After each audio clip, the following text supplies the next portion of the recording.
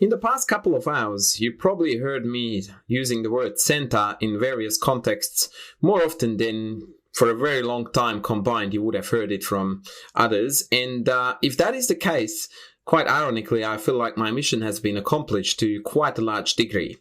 In this last chapter, however, I'm going to discuss a topic with you that would hopefully draw your attention to the center, even if you were less aware of central-driven strategies. And that is the case when we have got a weak square in the center. So in this topic, in this chapter, we will discuss the central aspect of weak squares.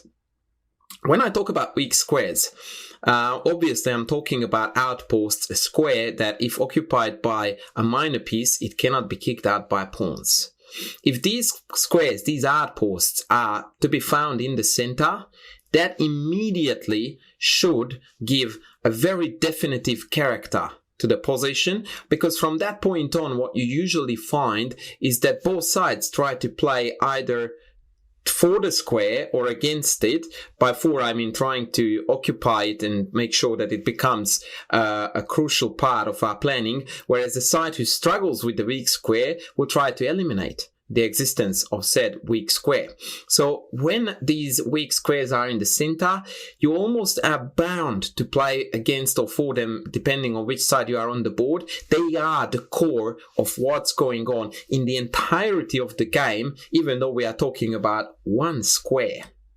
And to model this, I'm going to bring you two games, both of which will feature a weak d5 square.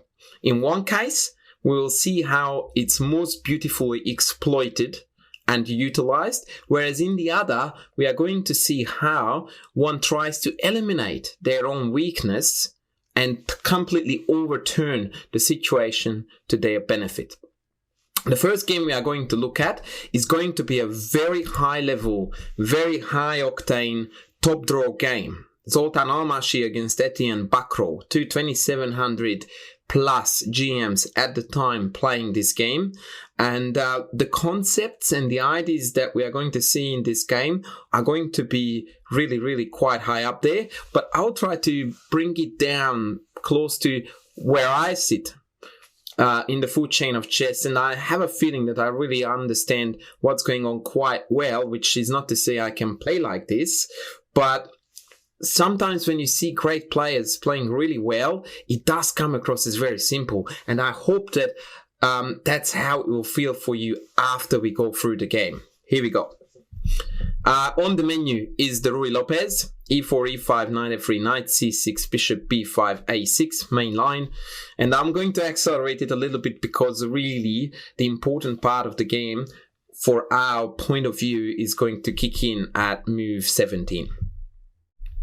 Bishop a4, knight f6, castles, bishop e7, rook e1, b5, bishop drops back b3, d6, c3. By the way, a beautiful central strategy. White wants to conquer the center with d4. Loving it. Castles, h3, bishop b7, d4, and rook e8. Another central strategy. Black wants to drop the bishop back, move this knight, and put extra pressure on that central e4 pawn. This is how you should every now and then look at your own openings and recognize moves for a different value than what you usually play them for, because rook e8 could easily pass here as a, developing move, makes perfect sense. Well, yes, it does, but if we actually understand that it's meant to undermine the e4 pawn, then all of a sudden, not only are we playing moves that are supposed to be okay, but we actually understand why we are doing what we are doing. A huge difference. Knight d2, bishop f8, and d5. I would like to stop here. Actually, I wanted to tell you one more thing. Bishop b7 introduces the Zaitsev variation. Zaitsev was a famous Russian theoretician and actually the coach and or second of Anatoly Karpov. So this guy knows a thing or two about which way the pieces go. And this line was actually a very popular topic between Kasparov and Karpov in the World Championship final match. In those games continued with the then very popular bishop c2, h6, a4, leading to absolutely violent and brutal positions and crazy complications. Some of the most beautiful victories in Kasparov's whole entire career come from this variation. However, in the late 1990s, early 2000s, players discovered a far quieter and safer way to play for a little advantage, which variation has become known as the blockade system by d5. The idea is to kick the knight out, force black to play c6, then after the disappearance of the pawns, play against the weak d5 square. Knight f1, knight d7, knight h2, a move I would like to not comment on now. You're probably looking at it going like, what? And I'm fully with you on that one. It removes the knight from the center, moves a piece that has been developed, looks extremely counterproductive. Allow me to explain it a couple of moves later.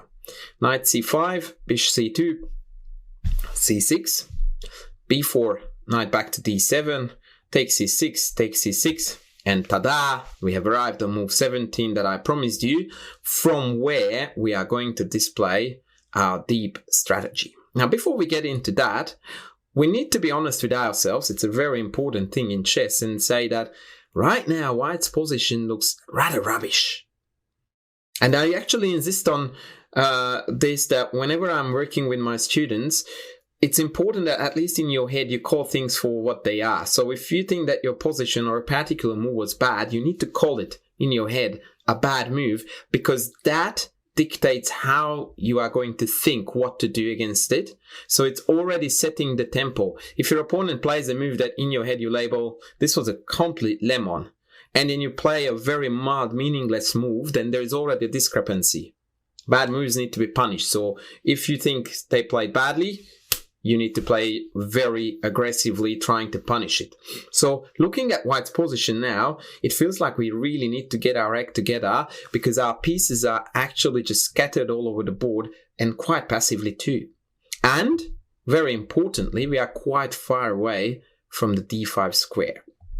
Now, I said to you earlier that we are going to play against this weak square. What that playing against the weak square actually means is that we are aiming to occupy that square in such way that when I plant a piece on it, I can always retake with another minor piece and never a pawn. Because if I take here on d5, that stops two things. That stops this square being weak, because then I can't put anything on it anymore. And it also stops this file being open, or semi-open if you will, against the backward pawn, which also disappears as soon as I take on d5 with the pawn. So if I were to play in this position knight e3 followed by knight d5, I would do the greatest disservice to this position as White, and to my own position, and in the longer run to the whole entire game. My objective is to put a piece there and be able to retake with pieces, which, quite frankly, now looks like a total mission impossible. Let's see how Almashi goes about this. He kicks off with bishop g5, a super logical move, pins the knight that covers d5. Right now is the first and last moment, in fact, in this game when black could have played d5, which is basically the epitome and the direct opposite of White's strategy, and the epitome of what black should be aiming for. So I want to put a piece on d5. He wants to break out with d5. The reason why these central strategies are so difficult and at the same time feel so tightly contested is because our intentions are totally the polar opposites. And it's very rare in chess that happens with strategies, because usually what happens is you have got an isolated pawn. That means I'm trying to play against the isolated pawn and I'm hoping for an endgame. You are trying to checkmate me, trying to utilize the liberty of your pieces. But here we are focused on the exact same target with totally opposing intentions. And that is always a very, very good script for very good battles, exciting battles, and very hard-fought battles at the same time. Now, d5 is playable here. For the record, queen c8 was played, which I'm going to explain a couple of moves later. d5 is a very interesting move here. After ED, bishop D, we are going to see here a different phenomenon, and that is that after knight G4, followed by knight E3 as per indicated by the arrow hitting the bishop on D5 and the F5 square, white pieces just seem to spring out and flood the center and the king side out of nowhere. It's a very fascinating thing, and sometimes you do see it, especially when analyzing very good players play, that out of nothing, seemingly nothing, come pieces one after the next, creating very nasty threats. Look at that. Bishop is already perfectly placed, bishop perfectly placed, knight perfectly placed. The rook is about to come into pin, and this knight is about to come in to hurt further weak white squares. Very strange, but actually D5 here is a mistake. It is not playable, and from here on, after Queen C8, which I would like to reflect on once again a little bit later, white's strategy is going to become so powerful and yet so crystal clear. It is just perfect. He took on F6. Note that the idea is to eliminate every single piece that can cover D5. So in an ideal world, what white is aiming for is to have a knight here on D5 and nothing else on the board as white against this bishop. That is the ultimate good knight, bad bishop scenario, and that is what white is playing for here. Still okay if he can get this bishop in here versus that bishop back in there. You can see that this bishop has a meaningful target and enjoys a great deal of liberty, as opposed to the bishop on F8, which is basically just dead weight and will always be. So, knight F6 took back, knight G4, trying to trade yet another defender of the D5 square. It got taken, white took back, and this is when I'm going to reveal to you the point of Queen C8, although a faulty but nonetheless point, that after bishop D7, not only the C3 pawn is under attack, but so is the G4 one, which means that white will have to surrender material. On the flip side of the coin though, we could easily say, who cares? Our objective was to get to the D5 square.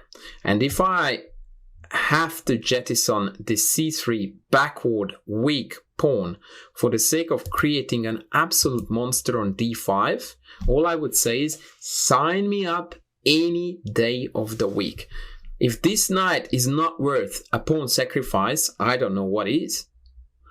That is just a picture perfect demonstration of what a superior piece means. This knight is absolutely dominating the whole entire black position.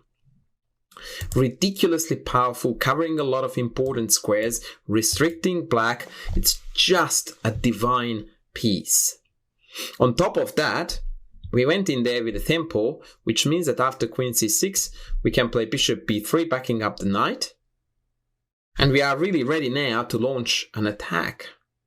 Funnily enough, on either side of the board, but as you will see, the king side is where we really can hurt black. He dropped back to B7, I suspect, with the idea of moving out of the tempo and potentially preparing to come here or here with the bishop to contest the D5 square. Note that black has fundamentally and irreparably lost the fight for the D5 square, because even after bishop here, bishop takes, when I take back with the bishop, black has no pieces left that can contest and challenge the D5 square. So as far as the central strategy of the weak square is concerned, white has scored here an A+++. Now let's see how the game concluded. It is actually extremely instructive. So he went bishop B, Queen B7, G5, a fabulous move that actually hints that black is not really safe on the king side. A very quick Queen H5, G3, king up, Rook H1 attack can very easily finish this position off. And you could have a look at that and go like, is that quick? It's like 4 moves. That's an eternity in chess. Very true. However, and this is another point that I would like to show you about here.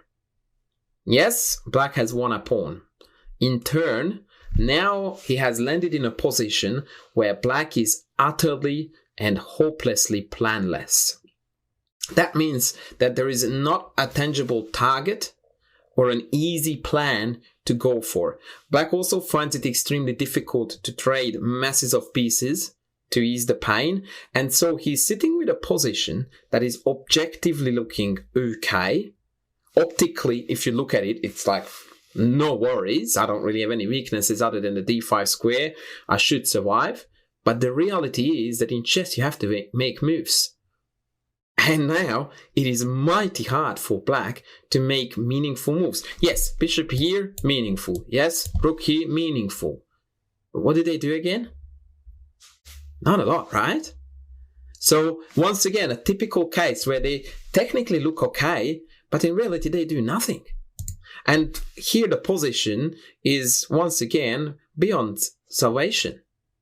And funnily enough, the computer, which used to be, but not really anymore, still a little degree very materialistic, thinks that white is totally ahead here.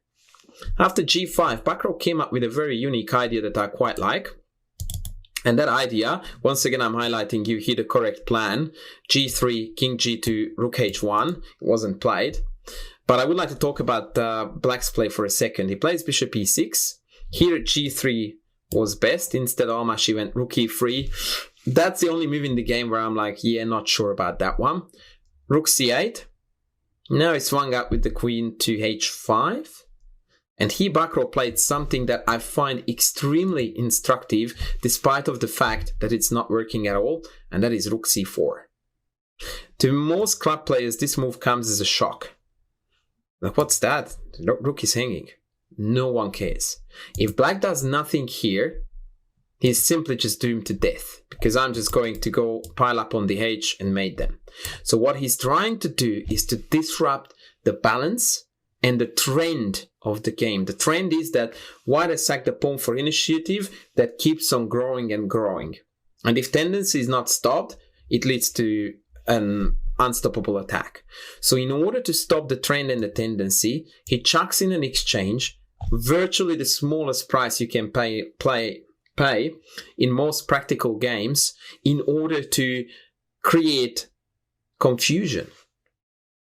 And it is, again, a very important psychological weapon that right now white is cruising towards a super easy victory with very caveman style chess where thinking is not needed. g3, king up, pawn, rook here, and mate. As soon as we see rook c4, I'm like, whoa, okay, d5 has been challenged for the first time in the game. And again, it's at the cost of a rook, which otherwise would be utterly useless because there is no penetration point on the c-file. And the bishop is a super important piece to keep white's position together. The problem why this move is destined to fail is because it's A, too late, and 2, white can comfortably retain his control over the d5 square, and black is really just down an exchange here for nothing at all. But I still think that that was the best course of action, because this was the only move that allowed a tiny, tiny glimmer of hope for black. Let me show you something. Even if I somehow could get to the h-file, I can't really do that. After h6 pawn takes, pawn g6, if the queen went, and I picked off this d5 knight twice, as in the pawn there, I would have quite a decent position for black.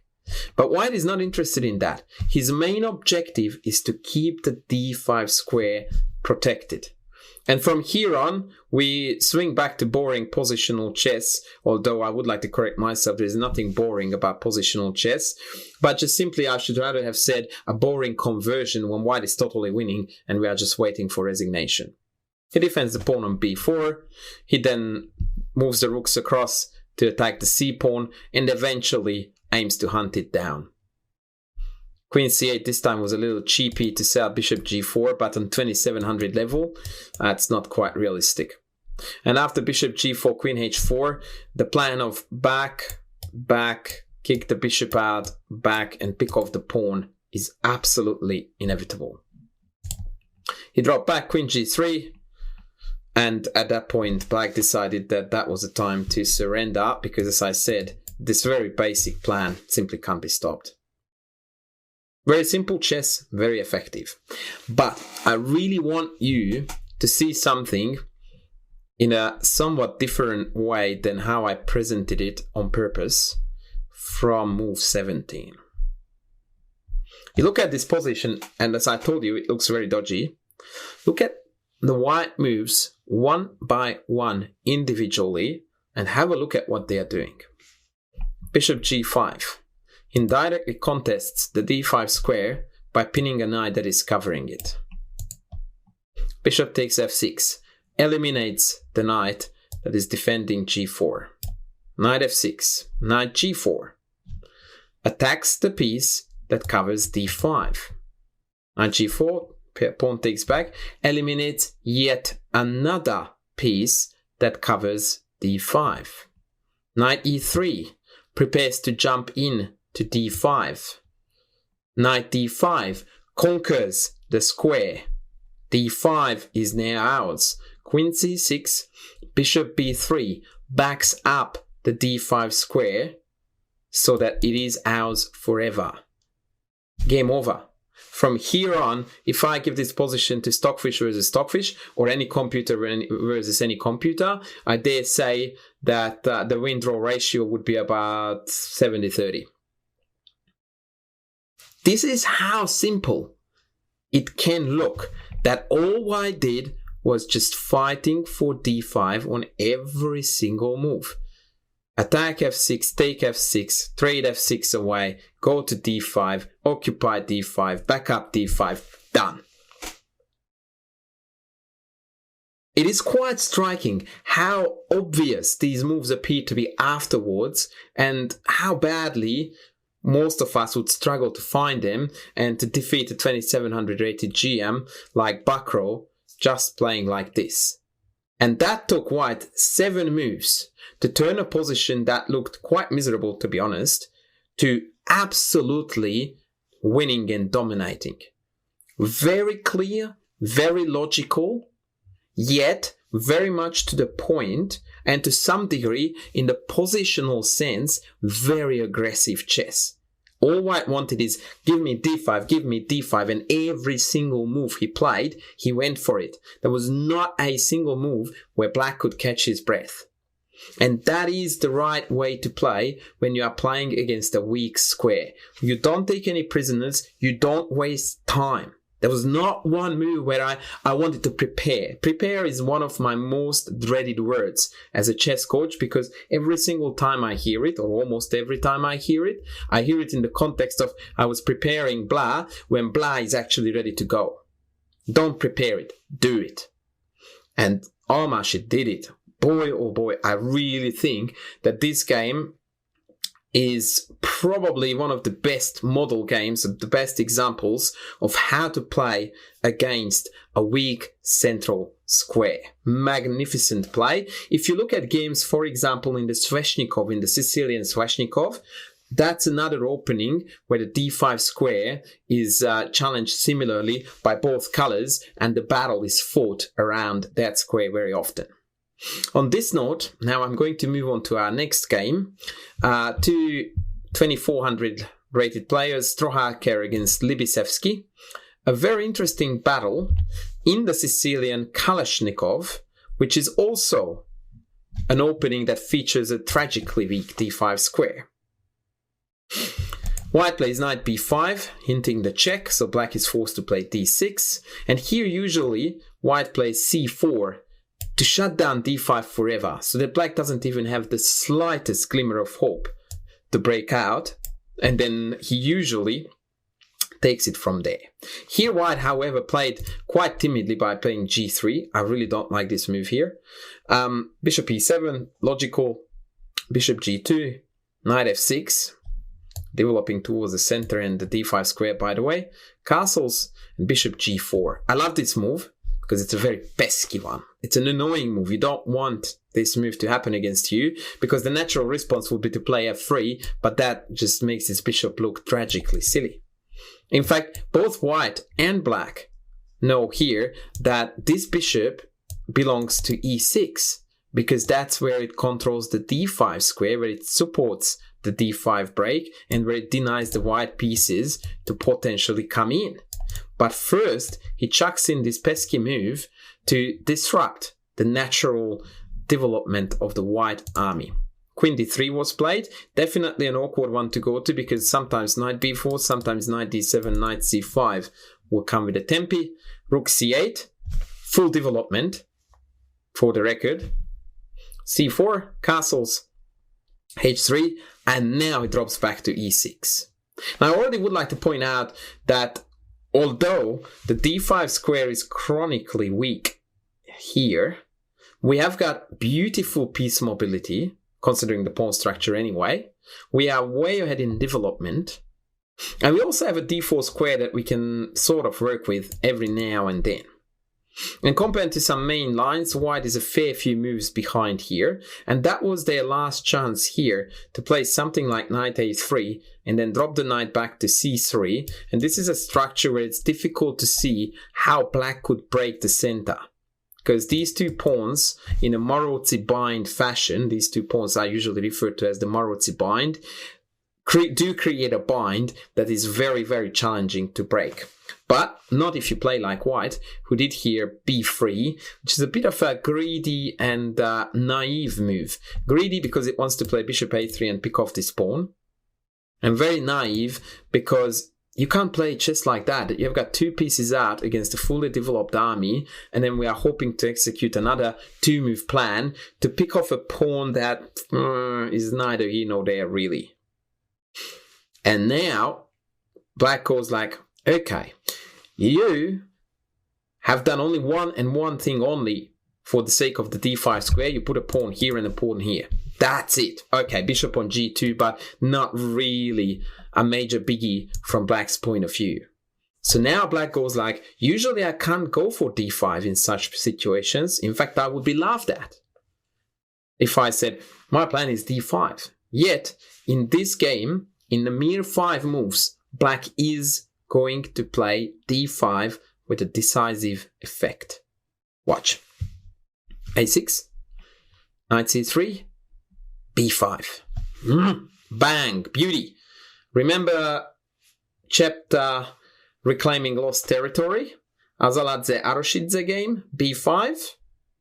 When coach said, very often we tend to chip away of the center from the wing. That's your textbook case again. That we can't challenge c4 by playing d5 yet, because that's just ridiculous. So we challenge it from the wing, thank you very much. And now white's hand is already forced to make some sort of concession, whether it be to take on d5 or play knight d5. Neither is desired. The game continuation was take, because white wanted me to be able to include this example as a beautiful one as to how not to play against a central weak square. Knight d5 was the lesser evil. In this case, after bishop takes, e takes, note that c takes instantly loses to knight b4, knight c2, picking off an exchange. So bishop takes, pawn takes c4, bc, knight a5. And here we are coming across another theme that I mentioned to you, rigid central structures, always disliked because they offer weak square targets. So the knight can now come back to c5, which is a beautiful outpost. Funny that now black is the one playing against an outpost. Also note that after knight d2, knight d7, black is essentially better in all segments of the board. Queenside, definitely black's territory, c4 is weak, c5 square is weak, and so on. And partly because that's part of the center, black is better there too. And on the king side, I'm about to play f5, thus controlling all these squares. So black is dominating the whole board and has a far better position. Now instead, as I said, white he took on b5, took back, and the queen took again. Note that knight takes is impossible on account of knight b4, knight c2, so the queen had to take it. Very awkward choice, because now we walked into knight d4, we have occupied the weak square, but this is not what this game is about, not in my book anyway. What this game is about is this, d5. Told you, 5 moves, and d5 is coming with a decisive effect. And really, the rest of the game, I'm almost willing to say, is unimportant. Because again, the trend has turned around. Instead of a static and rather planless position, black enjoys initiative and attack. And in fact, this attack can't be halted anymore. And no matter what white does, he's going to come up with very, very serious damage, more than likely material loss. The game continuation was quite logical. Bishop b2, white took on e4, knight took back, and after knight c2, black simply collected an exchange and easily went on to win the game. Knight took, bishop took, queen back, e4. A very lovely move in the center to open up this diagonal, aiming to win a whole entire rook. And like I said, black easily went on to win. It's actually quite instructive, so I will play it out for you. Bishop took b2, still not taking the rook, and still not taking the rook, but attacking and creating other pieces. It is a very lovely demonstration of not cashing in too early. When you have got a threat, it is far more annoying and difficult to deal with when you create another one instead of cashing in on the first one. Now the queens got traded off, knight e3, and now we take the exchange when we already achieved a ginormous pass pawn on d3. And once again, the game was over in a matter of moves. I don't really want to bother you with that because that's a bit outside of the scope of what we are looking at. Let's go back again. So what happened here? White played b3, a very timid move against a fully developed and deployed army that was ready to fight. And that was enough for black to go from, I played the Sicilian Kalashnikov, and I really, really want you to take this piece of advice and this mindset with you from this course. You are not playing the Kalashnikov here as black, because white has played 1, 2, 3, 4 complete lemons that are never, well, never is harsh, but very rarely part, definitely not all the 4 of them together, of the Kalashnikov. So in the Kalashnikov, it would be normal here to play for something like knight d7, hoping to chuck a knight on c5. And it's a totally okay move. Knight d6 loses to knight c5, otherwise I play knight c5. That's what you do in the Kalashnikov. But this is no longer what you learned about your openings in your opening courses, in your opening books, or in your opening lines. This is chess. It's not Kalashnikov anymore. And when it comes to chess, it turns to center more often than not. So here, he could have played knight d7 and go like, well, that's what I'm supposed to do, right? To which the answer is, yeah, well, technically yes, except we are playing chess, not Kalashnikov, and chess tells you to conquer the center and win the game essentially in 4 more moves, or 5. This is how I want you to look at your own chess, that every time when your opponent is out of book, you are out of book, your opponent plays weird moves, you switch out of your whatever opening mode you are playing and you go for, we are playing chess here, and chess wants me to follow my chess principles. Not my Alekhine principles, my Kalashnikov, my Budapest Gambit, whatever you are playing. No, you are playing chess. And chess he played here really, really brilliantly. So, in this chapter, I try to model to you what it looks like when we try to play and utilize a weak square, and how it is done on the absolute highest level of chess, and how effective can such a simple plan can be. And then we looked at the flip side of the coin, and we looked at, okay, we have got this weak square, can we get rid of it? And again, hopefully I managed to model it with a very instructive example that really demonstrates and models the habits and the mindsets that I think are absolutely vital for us to play good, powerful, and fruitful chess, one that yields very, very pleasant results.